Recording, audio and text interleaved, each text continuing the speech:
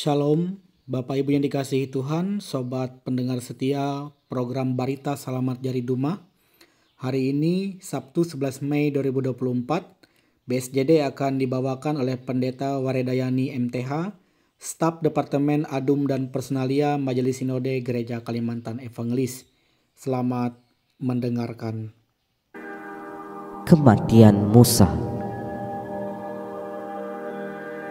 Kemudian naiklah Musa dari dataran Moab ke atas gunung Nebo, yakni ke atas puncak Pisgah yang di tentangan Yeriko.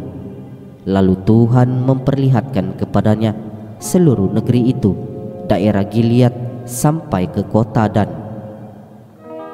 seluruh Naftali, tanah Efraim dan Manasye, seluruh tanah Yehuda sampai laut sebelah barat, tanah Negeb dan lembah Yordan, lembah Yeriko, kota pohon korma itu sampai Zoar. Dan berfirmanlah Tuhan kepadanya, inilah negeri yang kujanjikan dengan sumpah kepada Abraham, Ishak dan Yakub. Demikian kepada keturunanmu lah akan kuberikan negeri itu. Aku mengizinkan engkau melihatnya dengan matamu sendiri, tetapi engkau tidak akan menyeberang ke sana.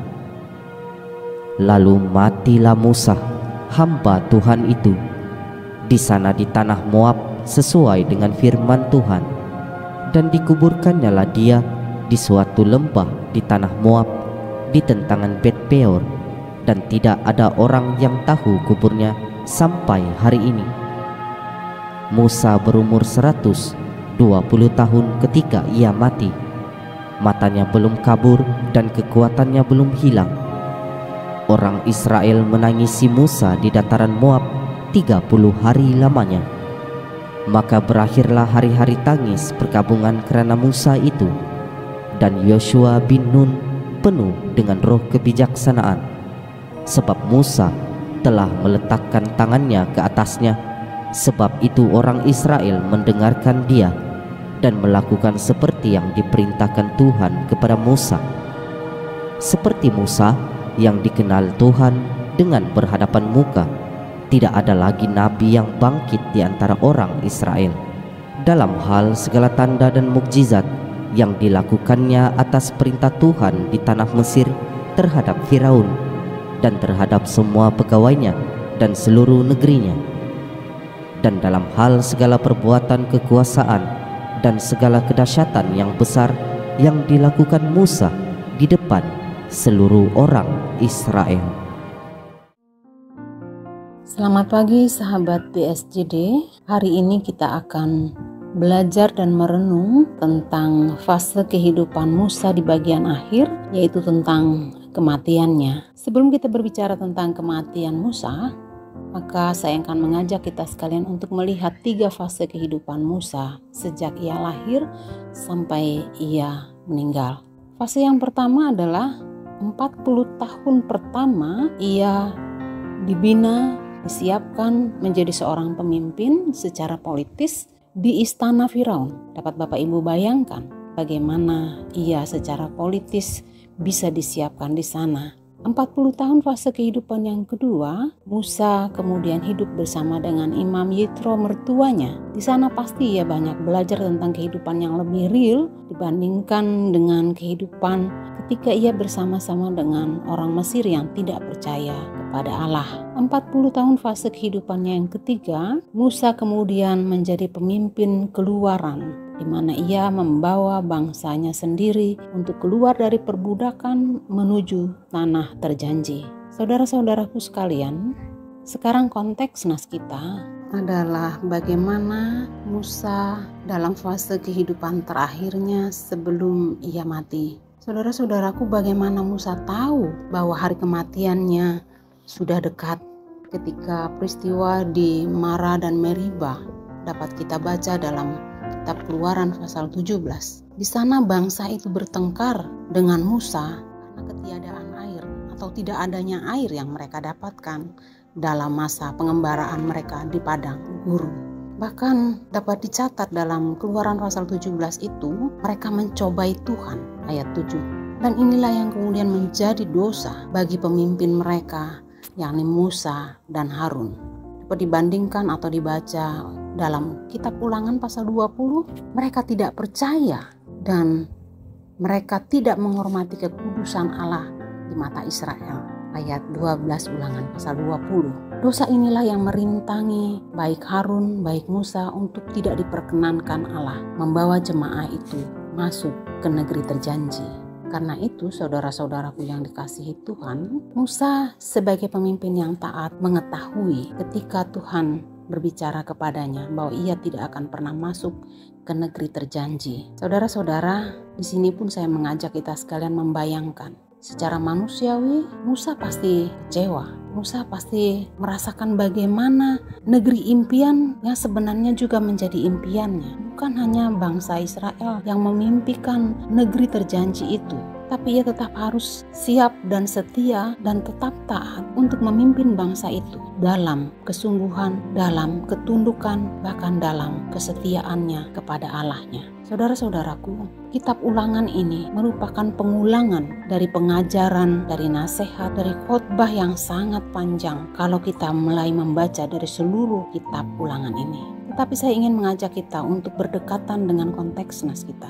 Di pasal 32 dan pasal 33 ada syair yang dinyanyikan begitu indah sekali oleh Musa. Bahkan ia pun menceritakan bagaimana ajalnya sudah mulai mendekat. Kesiapan diri Musa inilah yang menjadi kekaguman bagi kita untuk belajar tentang kepemimpinan Musa.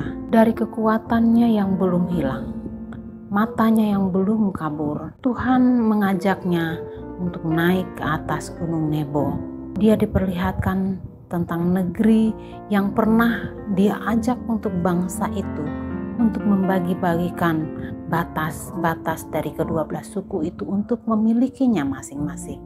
Berarti dengan jelas Musa dapat melihat dan dapat tahu dari arah mana sampai ke batas mana bangsa itu akan memiliki tanahnya masing-masing. Dari atas bukit itu Musa juga melihat negeri yang sangat subur itu, negeri yang menjanjikan kesejahteraan itu sangat-sangat makmur di masa depannya. Sungguh saudara-saudaraku sekalian, janji Allah itu sudah diperlihatkan kepada Musa, walaupun nanti ia tidak akan pernah menikmatinya. Ia hanya mengantar bangsa itu ke seberang sungai yang nanti akan mereka lewati. Saudara-saudara, terlepas dari kekurangannya, saya melihat bahwa masih besar kepemimpinan Musa yang ingin ditunjukkannya sampai saat ini kepada kita, yang akan diwariskannya kepada kita. Sebuah kebesaran hati, sebuah ketulusan, luasnya cinta untuk umat yang dipimpinnya. Kekuatannya secara jasmani mengantarnya juga kepada kekuatannya secara rohani. Ini bukan datang dari manusia biasa. Ini pasti datangnya dari orang yang sangat dekat dan sangat taat kepada Allah. Ia dapat melihat semuanya dengan mata jasmaninya. Dan kemudian di sanalah Tuhan mengajaknya kepada kemuliaan. Karena itu dosa yang merintanginya untuk masuk ke negeri terjanji bukanlah juga menjadi perintang baginya untuk dimuliakan oleh Tuhan. Saya mau katakan kepada kita sekalian, mimpi kehidupan kita di dunia ini sudah menjadi sesuatu hal yang real. Tapi mimpi tentang kehidupan yang abadi bersama Tuhan itu akan mengantar kita secara spiritual dengan semangat. Mari silakan baca bagaimana di ayat 6 Tuhan sendiri yang kemudian memakamkan Musa.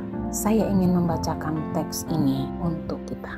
Dia menguburkannya di suatu lembah di tanah Moab berhadapan dengan Bet Peor, dan tidak ada orang yang tahu kuburnya sampai hari ini. Saudara-saudaraku, tidak ada manusia yang dapat dikultuskan, hanya Allah yang dapat dikultuskan. Karena itu kubur Musa pun tidak menjadi tempat yang dapat dikultuskan oleh manusia walaupun dia sebagai pemimpin yang besar. Inilah yang membuatnya dimuliakan. Dia tidak memerlukan kemuliaan manusia. Allah lah yang memuliakan Musa sehingga ia pun dalam kehidupan keabadiannya tetap bersama-sama dengan Allah. Karena itu, renungan yang pendek ini menjadi sesuatu hal yang baik bagi kita sekalian untuk melihat perjalanan hidup manusia, orang yang dekat dengan Allah, yang kepemimpinan hidupnya bersama-sama dengan Allah, dia akan diperkenankan oleh Allah. Teladan Musa, teladan pemimpin besar, menjadi teladan bagi kita untuk dapat terus taat, setia apapun yang akan kita hadapi, kesulitan apapun itu, maka Tuhan akan bersama-sama dengan kita dan dimuliakanlah orang-orang yang ingin berjalan dalam kesetiaan kepada Tuhan. Amin. Mari kita berdoa. Bapa, kami sudah bersama mendengarkan kebenaran firman-Mu pada hari ini yang boleh dibawakan oleh Pendeta Waredayani. Biarlah kiranya firman ini tidak berlalu begitu saja, namun menjadi kekuatan dan pertumbuhan iman kami pribadi lepas pribadi. Berkati seluruh sobat BSJD dimanapun berada saat ini, usaha pekerjaan apapun yang mereka lakukan, biarlah kiranya Tuhan yang menyertai dan memberkati. Terima kasih Tuhan, kami siap menjalani hari kami pada hari ini. Pimpin kami, kuasai dan kuasa Roh Kudus-Mu. Di dalam Yesus Kristus kami berdoa. Amin.